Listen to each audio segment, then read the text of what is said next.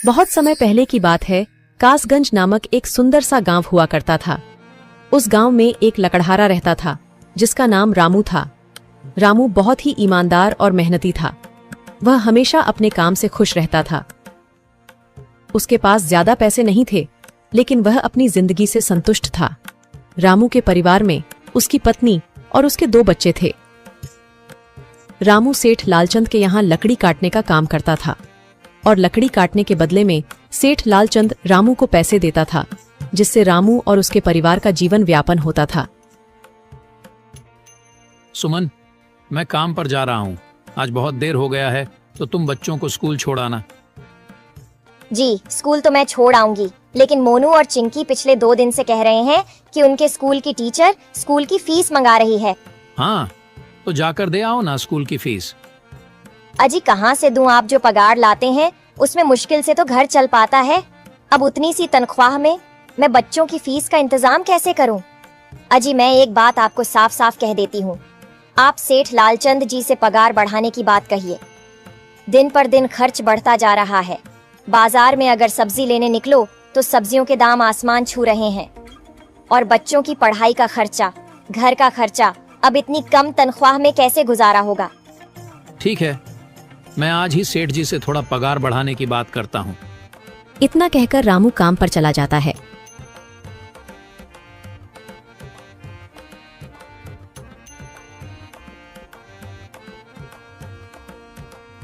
अरे भाई, आज तो पगार का दिन है। देखो, अब यह सेठ लालचंद कोई ना कोई लोचा जरूर करेगा। हमेशा कोई ना कोई बहाना बनाकर पगार कम कर देता है। और अगली बार तो मेरी आधी पगार काट ली थी, यह कहकर कि जो मैंने लालचंद जी से 200 रुपए उधार लिए थे, उसका ब्याज बढ़कर 1000 रुपए हो गया है। इसलिए मैं तुम्हारी पगार में से 1000 रुपए काट रहा हूँ। हाँ हरिया भाई, तुम एकदम ठीक कह रहे हो। ये सेठ लालचंद ना एक नंबर का चालाक और लालची इंसान है। एक तो दुगुना काम ले लेता है और बदले में पैसे भी पूरे नहीं देता। हाँ भाई, मेरे भी अगली बार सेठ लालचंद ने पगार काट लिए थे। मैंने बस 2 छुट्टी ली थी जब मेरी बिटिया बहुत बीमार थी, और इस लालचंद ने इस बात का फायदा उठाकर मेरी पूरी आधी पगार काट ली। हे भगवान, बस सेठ जी, इस बार मेरी पूरी पगार दे दें। बच्चों के स्कूल की फीस भी भरनी है। ऐसे सभी लकड़हारे अपने काम पर लग जाते हैं। काम करने के बाद सेठ लालचंद के पास जाते हैं। सेठ जी, महीना पूरा हो गया है, हमें हमारी तनख्वाह दे दीजिए। देखो भाइयों, अभी मेरे पास तुम्हें देने के लिए पैसे नहीं है। अभी माल नहीं बिका है, सारा माल गोदाम में ही पड़ा हुआ है। कल या परसों तक तुम्हें तुम्हारी तनख्वाह मिल जाएगी। पर सेठ जी, अभी हमारे पास बिल्कुल पैसे नहीं बचे हैं। घर का भी सामान लाना है, बच्चों की फीस भरनी है। अरे मैंने कहा तो सही, 1-2 दिन और रुक जाओ, कल या परसों तक पैसे मिल जाएंगे। अभी मेरे पास पैसे नहीं है। सभी लकड़हारे निराश मन से अपने अपने घर आ जाते हैं। अजी क्या हुआ? इस बार कितना पगार मिला है? सुमन, अभी कोई पगार नहीं मिला। सेठ जी ने कहा है कि 1-2 दिन में पगार मिल जाएगा। पगार नहीं मिला? आपको तो पता है ना, बच्चों की फीस भरनी है। इनकी स्कूल टीचर ने आज साफ साफ चेतावनी दे दी है कि अगर कल फीस नहीं लाई तो बच्चों को घर पर ही बिठा लेना। अब बताओ मैं क्या करूं? मैं क्या करूं सुमन, ये सेठ जी समय पर कभी पैसे देते ही नहीं है। अब तो बस हम इंतजार के सिवा और कुछ नहीं कर सकते। 1-2 दिन की बात है, देख लेते हैं। ऐसे ही 2 दिन गुजर जाते हैं। 2 दिन बाद सेठ लालचंद सबको पगार देता है। अरे हरिया, ये ले अपनी इस महीने की पगार। सेठ जी, यह तो बस 2000 है। मैंने तो इस महीने 3000 तक का काम किया है। हाँ, काम तो किया है, लेकिन तूने 1-1 घंटे आराम भी तो किया है।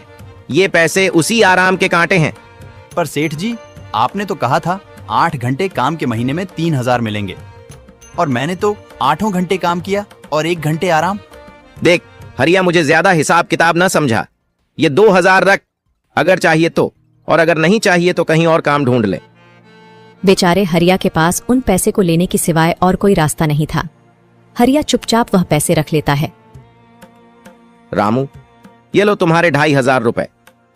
पर सेठ जी, 2500 क्यों? मेरे तो पूरे 3000 बनते हैं ना। मैंने तो कोई छुट्टी भी नहीं की और ना ही कोई आराम। मैंने तो अपना सारा काम समय पर किया है। हाँ, समय पर तो किया है, पर इस समय बाजार में लकड़ियों का दाम काफी सस्ता हो गया है। इस वजह से अभी तुम्हें भी पगार कम ही मिलेगी जब तक लकड़ियों का दाम नहीं बढ़ता। पर सेठ जी, बात तो 3,000 की हुई थी ना, अब 2,500 में मैं कैसे घर चलाऊंगा? बच्चों की स्कूल की फीस भी भरनी है सेठ जी। इस बार आप पूरे पैसे दे दीजिए। 2,500 ही मिलेंगे तुझे। यहाँ काम करना है तो कर, वरना कहीं और काम ढूंढ ले। बेचारे हरिया के पास उन पैसे को लेने के सिवाय और कोई रास्ता नहीं था।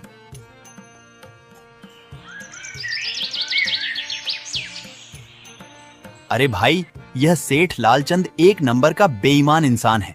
सारे पैसे अपने जेब में भर लेता है और बहाने बनाता है कि लकड़ियों के दाम सस्ते हो गए हैं। देख लेना, हम गरीबों की किसी न किसी दिन इसे जरूर हाय लगेगी। नहीं हरिया, ऐसे नहीं कहते। वह हमारे अन्नदाता है। आखिर उन्हीं के वजह से तो हमारा घर चल रहा है। अरे काहे का अन्नदाता? काम के पूरे पैसे तो देता नहीं है। पूरे महीने मेहनत करके भी क्या मिलते हैं? बस ये 2,000 रुपए। इसमें घर खर्च कैसे चलाएं? ऐसे तो हम कभी तरक्की नहीं कर पाएंगे। और हम कर भी क्या सकते हैं हरिया? हमें लकड़ी काटने की सिवा और कोई काम कहाँ आता है? और कोई काम खोलना भी चाहे तो उसके लिए हमारे पास इतने पैसे कहाँ हैं? अब जो भी हो, हमारा तो बस ये सेठ लालचंद ही सहारा है ना।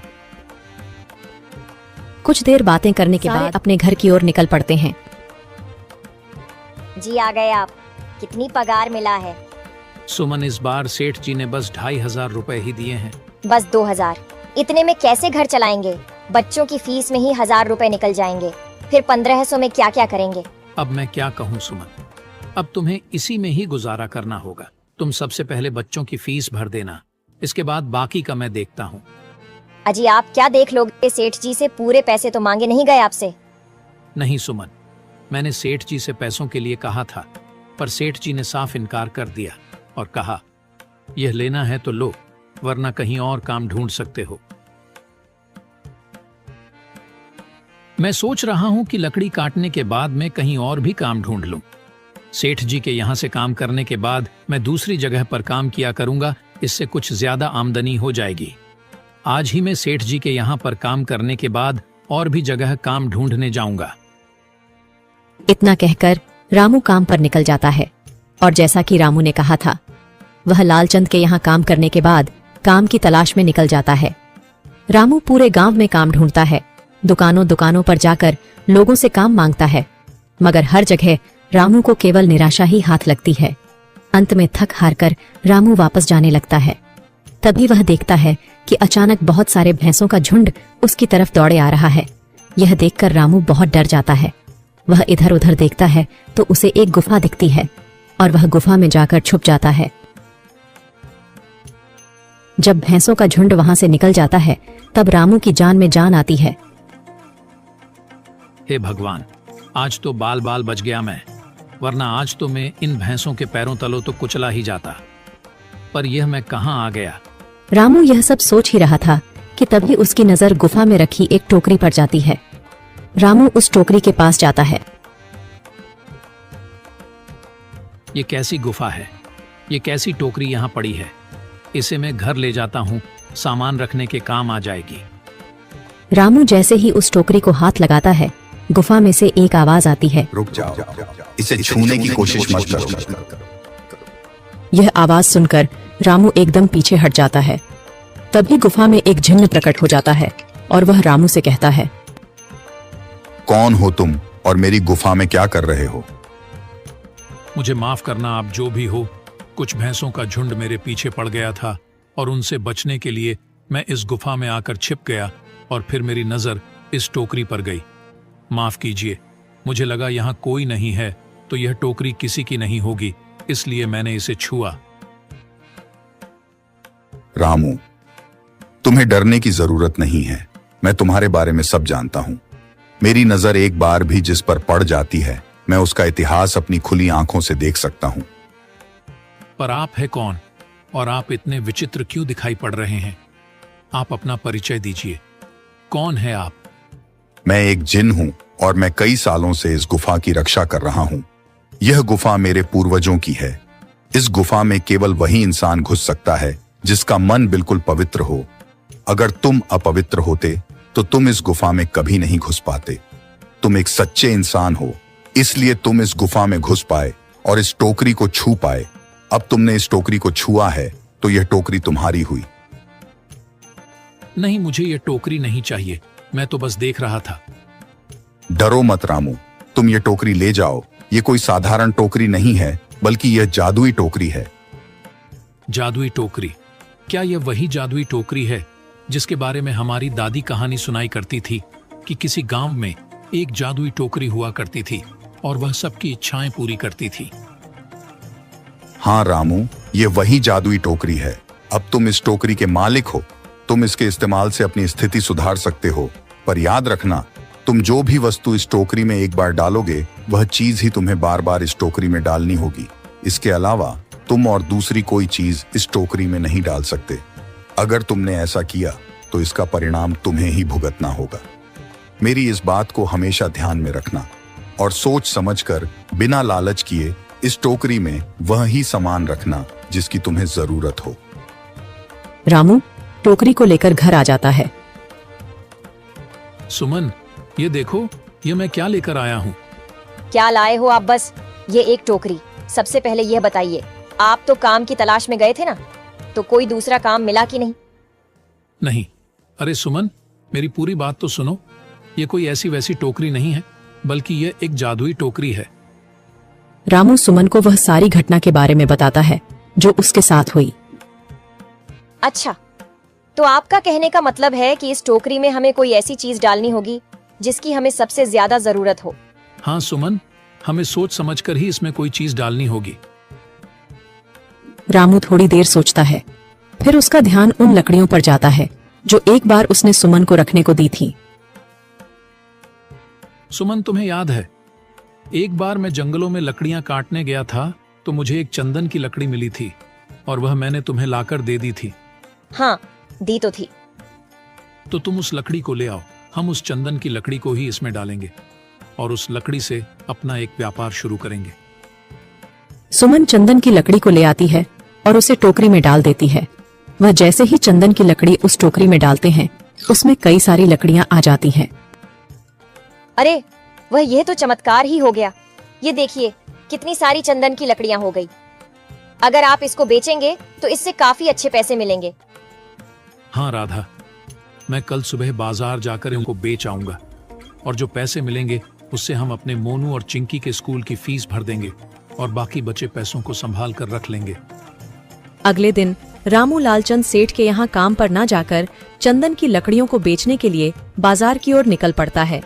वहाँ पर रामू चंदन की लकड़ियों को बहुत ही कम दामों में बेचा, जिसकी वजह से आम लोगों के साथ साथ बड़े व्यापारियों ने भी रामू से चंदन की लकड़ियां खरीदी। लकड़ियों को बेचकर रामू को काफी अच्छे पैसे मिले। पैसों को लेकर चंदन घर आ जाता है। ये देखो सुमन, उन लकड़ियों को बेचकर मुझे कितने सारे पैसे मिले हैं। ये लो कुछ पैसे, इससे तुम कल मोनू और चिंकी के स्कूल के फीस भर देना। अच्छा, तो मैं काम पर जाता हूँ। अजी, आपके पास तो अब यह जादुई टोकरी है, तो अब आपको उस सेठ लालचंद के यहाँ काम करने की क्या जरूरत है?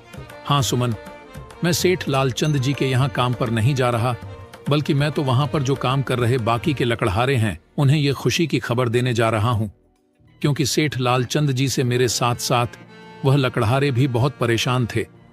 इसलिए अगर मेरा भला हो रहा है तो क्यों ना मैं उन सभी का भला करूं। वह सभी बहुत ईमानदार लकड़हारे हैं, वह सभी बहुत मेहनत से काम करते हैं, मगर लालचंद ने कभी भी उनको उनकी मेहनत के सही पैसे नहीं दिए। इसलिए मैंने सोचा है क्यों ना मैं उनको अपने इस काम में शामिल कर लूं। हाँ जी, बात तो आपकी बिल्कुल सही है। अगर आप सभी लोग एक साथ मिलकर काम करेंगे तो हम सब बहुत जल्द ही तरक्की हासिल कर लेंगे।